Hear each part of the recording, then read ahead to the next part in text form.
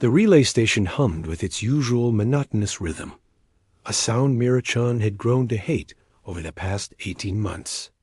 She sat cross-legged on the cold metal floor, soldering iron in hand, trying to fix the same burnt-out circuit board for the third time this week. The station orbited Kepler-7, a dusty colony planet that most people forgot existed, which was exactly why Myra had chosen it. Out here, nobody asked questions. Nobody cared about her past. The proximity alarm chirped once, then died. Myra frowned and checked the console. Nothing on the scanners. Probably just space debris, she told herself, though something in her gut twisted uncomfortably. She'd learned to trust that feeling during her years working refugee routes. Back when she still believed she could make a difference. The station's lights flickered, and Myra's hand went instinctively to the plasma cutter on her belt. The backup generator kicked in, bathing everything in dim red emergency lighting. Her breath caught. Someone had cut main power from inside the station. "Hello?" Her voice echoed through the narrow corridor. "This is private property. Identify yourself?" Silence answered her. Then so faint she almost missed it. A small whimper came from the storage bay. Myra moved quietly, each step deliberate. The storage bay door hung half open, its lock mechanism sparking. Inside, among the boxes of spare parts and ration packs, something moved in the shadows. "Come out slowly," Myra said, keeping her voice steady. "I'm not armed." A lie, but a gentle one. The figure that emerged made Myra's heart clench. He was small, barely reaching her shoulder, with skin that shimmered like oil on water-deep purples and blues that shifted in the emergency lighting. His eyes were too large for his face, golden and reflective like a cat's. Blood, dark and viscous, dripped from a gash on his shoulder. A Valini child. She'd only seen their kind once before, during the evacuation of Talos 9. "Please," the boy whispered. And his voice carried a melodic quality that felt wrong coming from someone so clearly terrified. "Please don't call them. They'll take me to the containment centers." Myra lowered her hand from the plasma cutter. The containment centers were where the colonial authorities sent unregistered aliens for processing. She'd seen the reports, read between the lines. Processing was just a polite word for something much darker. "How did you get here?" she asked, crouching down to his eye level. "The transport," he said, pointing toward the observation window. Outside, Myra could see the faint glimmer of wreckage caught in the station's gravitational field. "We crashed. Everyone else. They didn't make it." His voice broke on the last words, and Myra felt something crack in her chest. She'd spent the last year and a half hiding from exactly this kind of situation, from the moral weight of other people's suffering. She'd told herself she was done saving people, but looking at this child, bleeding and alone, she knew that was a lie she'd been telling herself all along. "What's your name?" she asked gently. "Taven." He swayed slightly, and Myra realized he was barely staying conscious. "My name is Taven.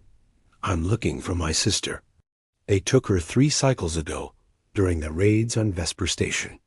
I was trying to follow the transport when he collapsed."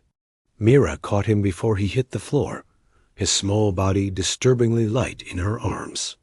The wound on his shoulder was worse than she thought, the edges blackened with infection. She needed medical supplies, the kind she didn't have on this station.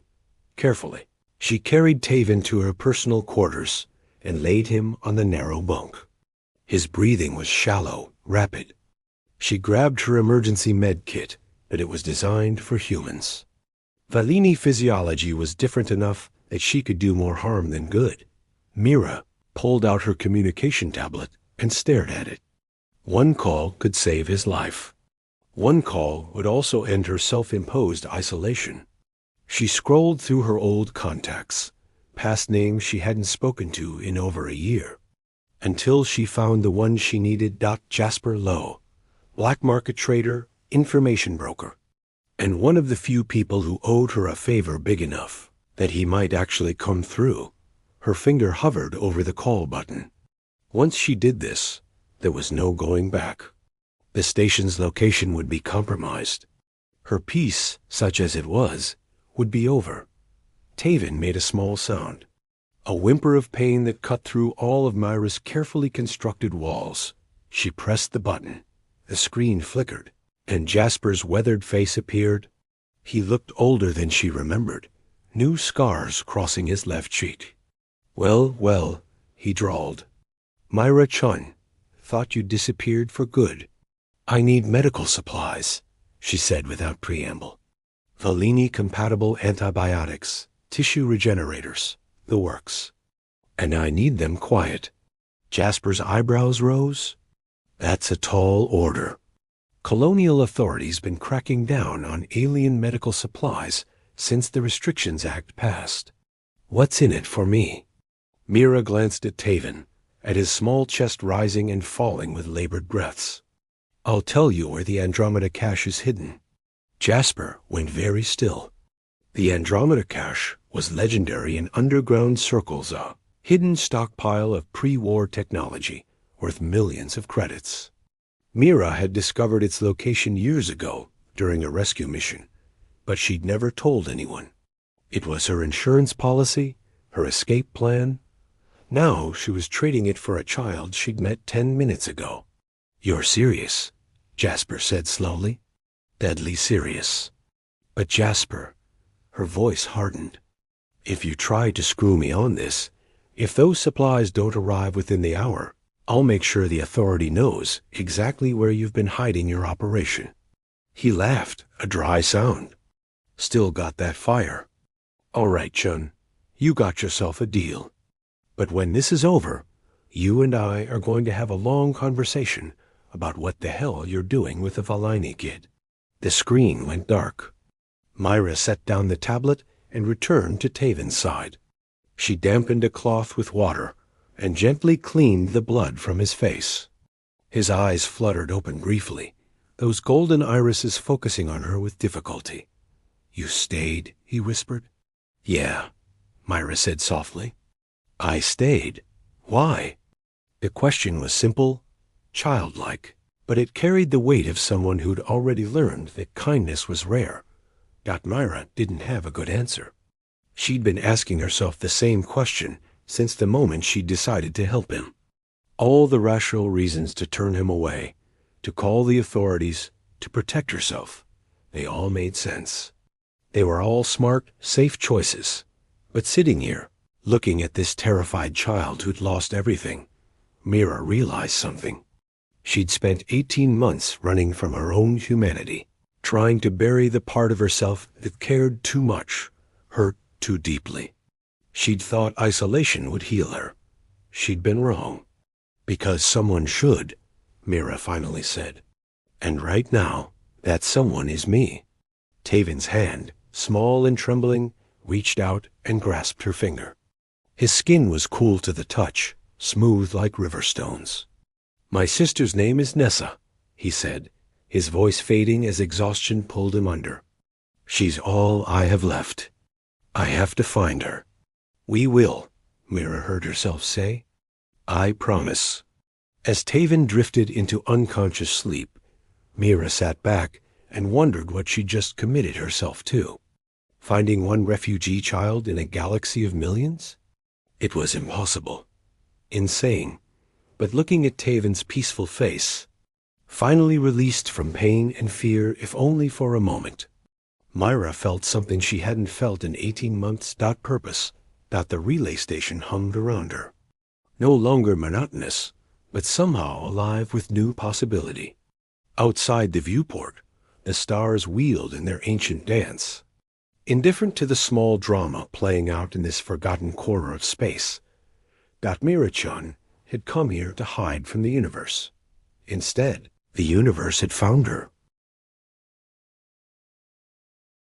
The supplies arrived exactly 53 minutes after Myra's call, delivered by a battered cargo drone that docked with minimal grace.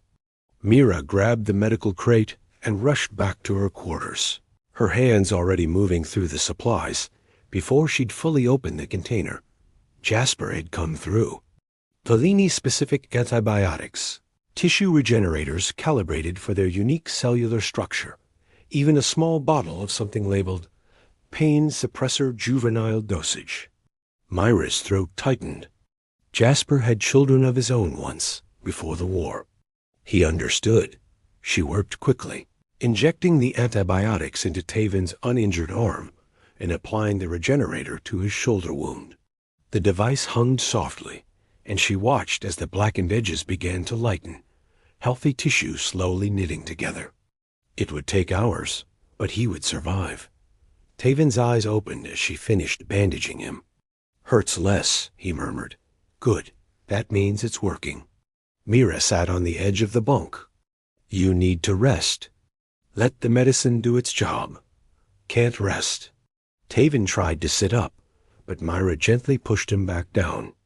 "Every hour I wait, Nessa gets farther away. The trafficking ships move fast.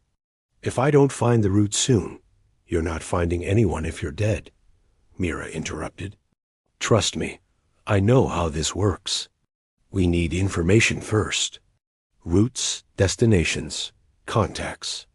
Running blind gets you nowhere except caught." Taven's golden eyes studied her face. "You've done this before. Helped people like me." It wasn't a question.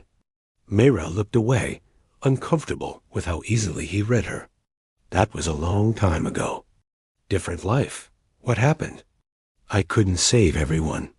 The words came out harder than she intended. "Turns out the universe doesn't care how hard you try. People still die. Children still disappear. And eventually, you realize you're just shouting into the void." Taven was quiet for a moment. Then softly, "But you saved me." Mira had no answer for that thought the communication tablet chimed. Jasper's face appeared on screen, but this time he wasn't alone. Behind him, Mira could see the chaotic bustle of New Haven's underground market, the place where anything could be bought if you knew who to ask and had enough credits. "Your kid's going to live," Jasper said. "Now we talk business. The Andromeda cache location, like you promised." "Not yet," Myra replied. "I need more than medical supplies. I need information." Jasper's expression darkened. "That wasn't our deal. The deal was supplies for the location. But if you want the exact coordinates, you're going to help me find a trafficking route." Myra kept her voice level, channeling the version of herself she used to be, the woman who negotiated with warlords and convinced pirates to look the other way. A Valini girl, approximately 7 cycles old, taken from Vesper Station 3 months ago. Name, Nessa. "You're insane," Jasper said flatly. "Do you know how many trafficking operations run through this sector? How many children disappear every day? I don't care about statistics. I care about this one girl." Behind her, Taven had managed to sit up despite her orders to rest. He moved to Myra's side, his presence a silent reminder of what was at stake. Jasper's gaze shifted to Taven, and something in his expression softened. 3 months is a long time in this business, kid. Trail goes cold fast. "Please," Taven said, his melodic voice carrying a desperate hope. "She's my sister. She's all I have left of our family. Our parents died in the Vesper raids. I promised I'd protect her, but they took her while I was hiding. I was too scared to fight back, too weak to—" "Stop." Jasper held up a hand, looking pained. "Stop talking. I'll—" "Damn it," he rubbed his face. "Meet me at the Rusty Nova, Sector 7 of New Haven Market. 2 hours. Come alone, wait. No. Bring the kid. Might help with identification if we find any leads." The screen went dark. Myra turned to Taven. "Can you walk?" He nodded, sliding off the bunk carefully. His legs wobbled slightly, but he stayed upright. The regenerator had done good work. The wound was already sealed, though still tender. "We need to be careful," Myra said, pulling out a dark cloak from her storage locker. New Haven isn't officially hostile to aliens, but plenty of bounty hunters work the markets. Keep this hood up, stay close to me, and don't talk to anyone except Jasper. Understand? I understand. Taven took the cloak, which pulled around his feet. He looked impossibly small, wrapped in the heavy fabric. The journey to New Haven took 30 minutes by shuttle. Myra watched the colony planet grow larger in the viewport, its surface scarred by mining operations and dotted with settlement domes. New Haven was one of the larger colonies, a sprawling mess of legal commerce and underground dealings that the colonial authority pretended not to notice. They docked at a public port, and Myra led Taven through crowded corridors thick with the smell of engine oil and exotic spices. Vendors hawked their wares in a dozen languages. Security drones floated overhead, their cameras sweeping the crowds with mechanical indifference. Taven pressed close to Myra's side, his hand finding hers. She squeezed gently, a wordless reassurance. Sector 7 was deeper in the market, where the legitimate businesses gave way to shadier establishments. The Rusty Nova was a bar built into an old cargo container, its exterior covered in faded advertisements and gang symbols. Myra pushed through the door, and the noise hit her immediately: music, laughter, arguments in languages she didn't recognize. Jasper sat in the back corner, a glass of something amber in front of him. He wasn't alone. A woman sat across from him, her features sharp and calculating. She wore the kind of clothes that said money, but not the legal kind. Myra Chun, Jasper said as they approached. Meet Delilah Trace. She runs information in this sector. If anyone knows about trafficking routes, it's her. Delilah's eyes fixed on Taven with unsettling intensity. Valini child. Rare commodity these days, especially after the Restrictions Act. You know how much he's worth on certain markets? Myra's hand moved instinctively to her plasma cutter. He's not for sale. Relax. Delilah leaned back, amused. I'm not in that particular business. Too messy, too many complications. But I know people who are. She pulled out a data pad and slid it across the table. 3 months ago, Vesper Station, Colonial Authority conducted what they called a security sweep. Rounded up about 40 aliens, mostly Valini refugees. Official records say they were transferred to processing centers. But, Myra prompted, but cargo manifests don't lie, and I have access to the unofficial ones. 27 of those aliens, including 5 children, were diverted to a freighter called the Meridian's Edge. That ship runs supplies to outer colonies, but it makes regular stops at Haven's rest station. Taven's hand tightened on Myra's. Haven's rest-free station, Jasper explained. Technically outside Colonial Authority jurisdiction. No questions asked, which makes it perfect for, let's call it gray market activities. Trafficking, Myra said bluntly. Delilah shrugged. Among other things. Point is, if your sister was on that transport, Haven's Rest is where she'd end up. Question is whether she's still there, or if she's been sold and moved on. How do we find out? Taven asked, his voice small but determined.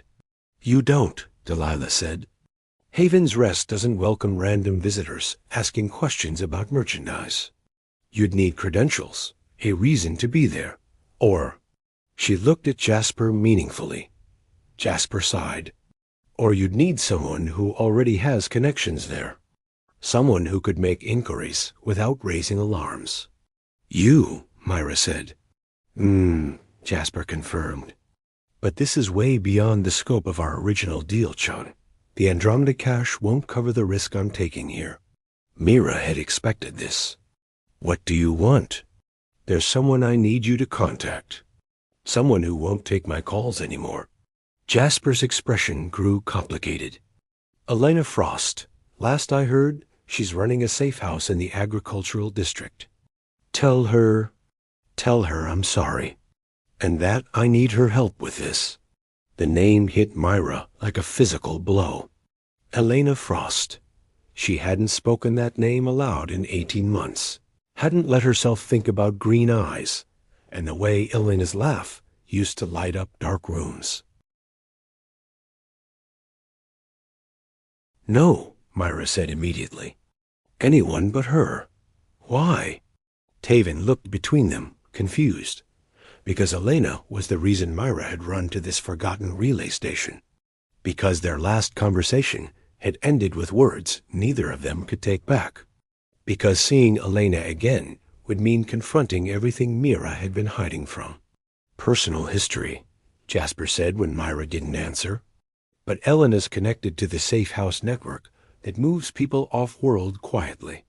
If we're going to get this kid to Haven's Rest, and then potentially smuggle his sister out, we need her resources. Myra looked down at Taven. His golden eyes held such desperate hope, such absolute trust that she would help him find his sister. How had this happened?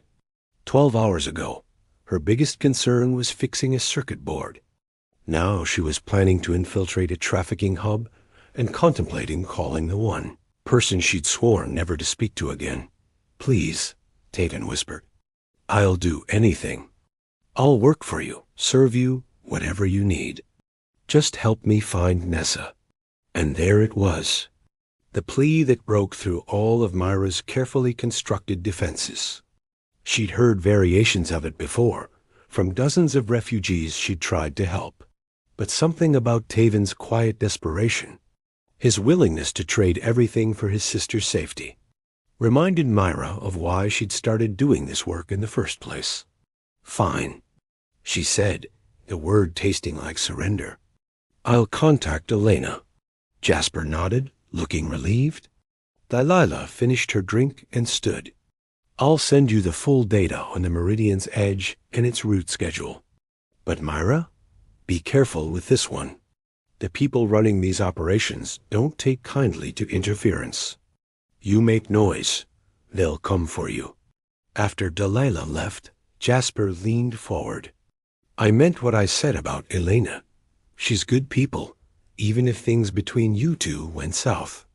And Myra? Whatever happened before? Maybe it's time to let it go.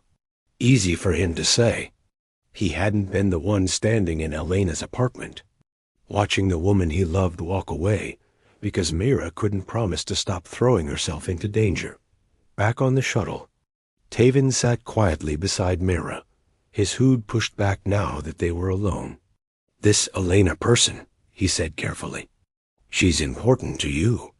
Was important, Myra corrected. Past tense.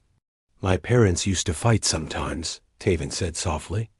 About important things, about whether to stay on Vesper or try to find somewhere safer. But they always came back together because they loved each other more than they hated the arguments. His voice grew wistful. I miss that. The way they'd look at each other after making up. Myra's throat felt tight. It's not that simple, isn't it? Taven looked at her with those two wise eyes.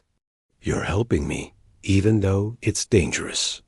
Even though it means facing things you don't want to face. That's what love does. It makes you brave enough to do the hard things. From the mouths of children, Myra thought. She pulled out her tablet and stared at Elena's contact information. Her finger hovered over the call button, memories flooding back. Elena's smile, the way she'd curl up against Mira on cold nights. The fights that grew more frequent as Mira took on riskier missions. As the death toll of people she couldn't save grew higher, their last fight had been about exactly this. Refugee child Myra had tried to save. She'd failed. The child had died anyway, and something in Mira had broken. Elena had begged her to stop, to choose the relationship over the endless, futile crusade. Mira had chosen the crusade. Elena had chosen to leave. You stayed for me, Taven said quietly. Now, maybe it's time to stay for yourself. Myra pressed the button. The screen flickered. And then Elena was there, her dark hair shorter than Mira remembered, her green eyes widening in shock. Myra? Elena's voice was barely a whisper. Is that really you? Hi, Elena, Myra managed. I know I have no right to call, but I need your help. We need your help. Elena's gaze shifted to Taven, and her expression softened. Who's this? His name is Taven. He's looking for his sister. And Myra took a breath. I can't do this alone. For a long moment, Elena just stared at them. Then, softly, send me your coordinates. I'll come to you. The screen went dark. Taven looked up at Myra and smiled, a small but genuine expression. See? Not so hard. Myra's hands were shaking. You don't understand. This changes everything. I know, Taven said. That's the point. As the shuttle carried them back to the relay station, Myra realized that in less than a day, her entire carefully ordered world had been turned upside down. She'd made promises she might not be able to keep, called in favors that would cost her dearly, and contacted the one person who could either save her or destroy what little peace she'd found, all for a child she barely knew. But when Taven's hand found hers again, squeezing with quiet trust, Myra knew she'd do it all again. Some promises were worth keeping, no matter the cost, even if it meant facing Elena Frost and everything Myra had run away from. The stars wheeled past the viewport, indifferent as always. But inside the shuttle, two souls, one human, one alien sat together in the darkness, holding on to Hope Dot, and somewhere out there, a little girl named Nessa waited to be found.